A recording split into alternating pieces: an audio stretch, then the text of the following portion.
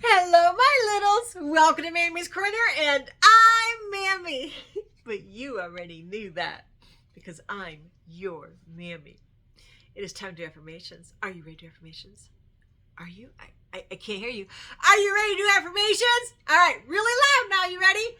I am loved. Are you loved? You got to say it louder than that. Come on. I am loved. You are loved. Who loves you? That's right. God loves you. Who else loves you? Mammy loves you. And don't you forget it. All right, next one. You ready? I am good. Was that loud enough? That was not loud enough. Let's do it again. I am good. Good job. Now for the last one. Are you ready? I am kind. Good job. One more time. I am kind. Good job, my littles, because you are good and kind. Now, Mammy has a book again from the James Herriot selection. This one is about a dog in a market, and I'll tell you the title later because I don't want to open it. Because right now, I want you to sit down in your favorite chair, get a favorite blanket, favorite pillow, favorite stuffed animal, or sit next to your favorite person that you want to sit next to and cuddle up with. One of these days, Mammy will have you on my lap cuddling and I read to you. I can't wait for that day. Mammy misses you, my boys. All right, my littles ready? Are you ready? All right, let's get started. Oh, I almost forgot. Give Mammy a thumbs up. That way I know that you watch Mammy and that you like it when I read my stories to you. Thumbs up. Here we go. We are going to read about the Market Square dog. Whoa, it's a cool dog, huh? Look at that dog. All right, you ready? Are you comfy? All right, let's go. On market days, when the farmers around Darrowby brought their goods to the little town to sell, I used to take a walk across the cobbled square to meet the farmers who gathered there to chat. One of the farmers was telling me about his sick cow when we saw the little dog among the market stalls. The thing that made us notice the dog was that he was sitting up, begging, in front of the stall that was selling cakes and biscuits. Look at that little chap, the farmer said. I wonder where he's come from. See him? There he is. As he spoke, the stallholder threw him a bun, which the dog devoured eagerly. But when the man came around and stretched out a hand, the little animal trotted away. He stopped, however, at another stall which sold eggs, butter, cheese, and scones. Without hesitation, he sat up again in the begging position, rock steady, paws dangling, head pointing expectantly. I nudged my companion. There he goes again. I always think a dog looks very appealing sitting like that. The farmer nodded. Yeah, he's a bonny little thing, isn't he? What breed would you call him? A cross, I'd say. He's like a small sheepdog, but there's a touch of something else. Maybe terrier? What do you think? It wasn't long before the dog was munching a biscuit, and this time I walked over to him, and as I drew near, I spoke quietly. Here, boy, I said, squatting down from him. Come on, let's have a look at you. He turned to face me, and for a moment, two friendly brown eyes gazed at me from a wonderfully attractive face. The French tail waved in response to my words, but as I moved nearer, he turned and trotted among the market day crowd until he was lost in sight. Do you think he's scared? Oh, poor doggy. I was sitting there trying to see where he'd gone when a young policeman came up to me.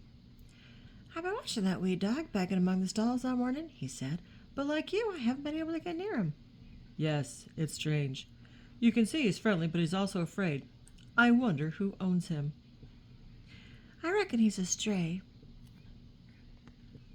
Mr. Herriot, I'm interested in dogs myself, and I fancy I know just about all of them around here. But this one is a strange one to me. I nodded. I'm sure you're right. Anything could have happened to him. He could have been ill-treated by somebody and run away. Or he could have been dumped from a car. Yes, the policeman replied. There are some cruel people about. I don't know how anybody can leave a helpless animal to fend for itself like that. I've had a few tries of catching him, but it's no good. The memory stayed with me for the rest of the day. It is our duty to look after the animals who depend on us, and it worried me to think of the little creature wandering about in a strange place, sitting up and asking for help in the only way he knew. Market day is on Monday, and on the Friday of that week, my wife Helen and I had a treat planned for ourselves. We were going to the races in Broughton. Helen was making up a picnic basket with homemade ham and egg pie, chicken sandwiches, and a chocolate cake. I was wearing my best suit, and I couldn't help feeling very smart because country vets have to work mostly in the fields, and cowsheds and I hardly ever get dressed up. Helen, too, had put on her best dress and a fancy hat I'd never seen before. As a vet's wife, she, too, had to work very hard, and we weren't able to go out together very often. We were just about to leave the house when the doorbell rang. It was the young policeman I had been talking to on the market day. "I got that dog, Mr. Herriot," he said. "You know, the one that was begging in the market square?" "Oh, good," I replied. "So you managed to catch him at last?" The policeman paused. "No, not really. One of our men found him laying by the roadside about a mile out of town and brought him in. I'm afraid he's been knocked down. We've got him here in the car." "Oh, no. How sad." I went out and looked in the car. The little dog was lying very still in the back seat. But when I stroked the dark coat, his tail stirred briefly. "He can still manage a wag anyway," I said. The policeman nodded. "Yes, there's no doubt he's a good-natured wee thing." I tried to examine him as much as possible without touching because I didn't want to hurt him, but I could see that he had cuts all over his body, and one hind leg lay in such a way that I knew it must be broken. Oh, poor baby. When I gently lifted his head, I saw that one eyelid was badly torn so that the eye was completely closed, but the other soft brown eye looked at me trustingly. "Can you do anything for him, Mr. Herriot?" asked the policeman. "Can you save him?" "I'll do my best," I replied. Poor puppy doggy. I carried the little animal into the surgery and I laid him on the table. "There's an hour or two works week here, Helen," I said to my wife. "I am very sorry, but we won't be able to go to the races." "Never mind," she replied.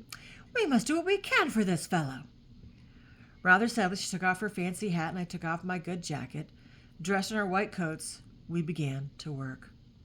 Helen was used to help me, and she gave the anesthetic. Then I set the broken leg in plaster and stitched up the wounds. The worst thing was the eye, because even after I had stitched the eyelid, it was still bruised and tightly closed, and I was worried that I might lose the sight in that eye. By the time we had finished, it was too late to go out anywhere, but Helen was quite cheerful. "We could still have our own picnic," she said.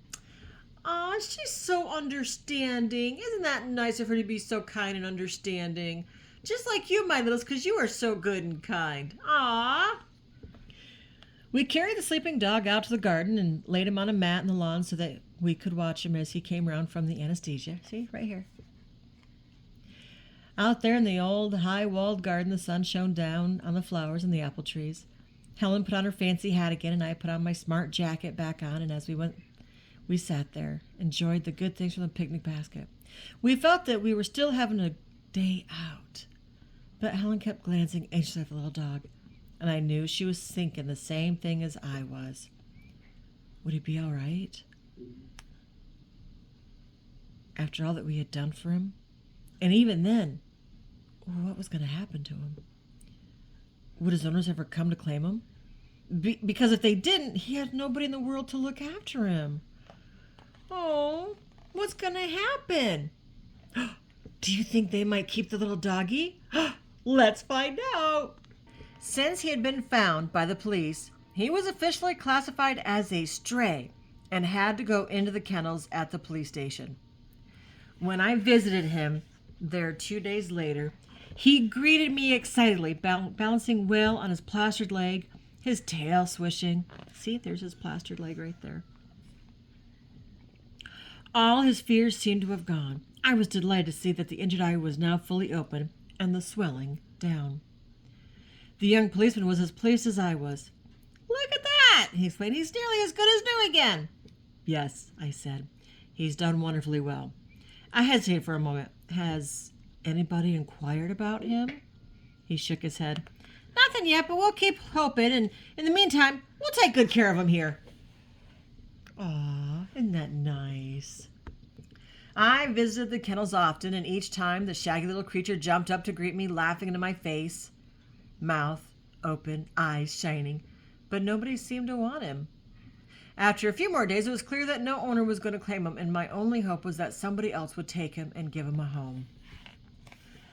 There were other stray dogs in the kennels, and on one visit I saw a farmer calling to collect his wandering sheepdog. Then a family was overjoyed at being reunited with their handsome golden retriever. Oh, look at that. Finally, a little old lady came in and tearfully gathered her tiny Yorkshire Terrier in her arms. But nobody came for my little patient. Various strangers came too, looking for a pet, but nobody seemed to be too interested in him. Maybe because he was only a mongrel and the people who visited the kennels wanted a more elegant dog. Yet I knew that he would make a perfect pet for anybody. That's sad that nobody wants him. Oh, I'd take him, poor baby. A week passed before I went again to the police station. The little dog's kennel was empty. What's happened? I asked the policeman. Has somebody taken him? The policeman looked very grave. No, he replied. I'm afraid he's been arrested. Arrested? I asked in astonishment. What do you mean? Well, he said it seems that it's against the law for a dog to go begging on the market square, so he has been taken into police custody. I was bewildered. What are you talking about? A dog can't be arrested. The policeman was very solemn and shrugged his shoulders. This dog was. I still don't know what this is all about, I said. Where is he now? I'll take you to him, the policeman replied. We left the police station and walked a short way along the road to a pretty cottage. We went inside, and there in the sitting room, curled up in a big new doggy bed, was my little friend. 2 small girls were sitting by his side, stroking his head. The policeman threw back his head and laughed. I've just been kidding you, Mr. Herriot. This is my house, and I've taken him as a pet for my 2 daughters. They've been wanting a dog for some time, and I've got so fond of this wee chap that I thought he'd be just right for them. Aw, that's sweet. Look at that. Aw. A wave of relief swept over me. Well, that's wonderful, I said, and I looked at his kind face gratefully. What's your name? I asked. Phelps, he replied. P.C. Phelps. And they call me Funny Phelps at the police station because I like playing jokes on people. Well, you certainly took me in, I said. Arrested, indeed. He laughed again. Well, you've got too many. He's in the hands of the law now. I laughed, too. I didn't mind having the joke played on me because Funny Phelps or not, he was obviously a nice Phelps and would be a kind master for my doggy friend. Aww. It was a happy day when I took the plaster off the little dog's leg and found that the break had healed perfectly. All the nasty cuts had healed, too, and when I lifted him down from the table, the small girls held up a beautiful new red collar with a lead to match. Their new pet liked the look of him because he sat up in that position I remembered so well. His paws dangling, his face looking up eagerly. The begging dog had found a home at last. Aww. The end. What did you think of the story? Oh my goodness. Did you like the fact the little dog was kind of begging? Do you have pets? Mammy does. And our dogs don't do the sit up and beg. They just sit there and look at you. So if you like the story, give Mammy a thumbs up because Mammy likes it when you like Mammy's stories. James Herriot's books are really cool, huh? All about animals and him being a vet and stuff. That's awesome. Awesome. So don't forget to hit that like sign. And who loves you? That's right. God loves you. Who else loves you? Mammy loves you. But Mammy loves you bestest. Don't tell Mommy. Until next time, my littles, be good and be kind.